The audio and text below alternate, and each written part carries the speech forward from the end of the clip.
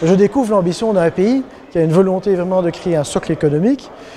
Également l'accompagnement de leur chambre de commerce qui a le souci de créer une pérennisation pour les PME, où il y a aussi des défis à devoir relever. Bref, j'ai appris beaucoup aujourd'hui. Et j'ai rencontré également beaucoup de gens qui ont des problématiques, des questions et des hommes d'affaires entrepreneurs. En fait, la Fédération des chambres de commerce de Belgique est membre du conseil, de la conférence permanente du Conseil des chambres de commerce africaines francophones, ce qui veut dire, d'un point de vue très professionnel, que nous avons des liaisons permanentes et régulières avec le réseau des chambres de commerce de l'Afrique francophone.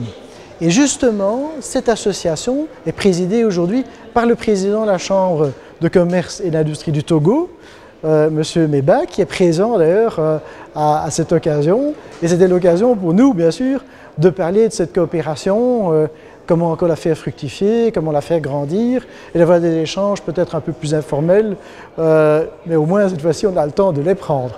Il faut dire aussi que les perspectives qui sont présentées par le Togo en particulier sont d'autres problématiques que ceux qui étaient présentés par exemple il y a 2 ans par la Côte d'Ivoire. Et donc les problèmes sont différents, les questionnements sont différents, la nature des entrepreneurs qui viennent ne sont pas les mêmes. J'aurais bien voulu avoir un peu aussi d'alter ego en ce qui concerne le nord de l'Afrique. Malheureusement, pour des questions administratives, il semble qu'il ne soit pas présent.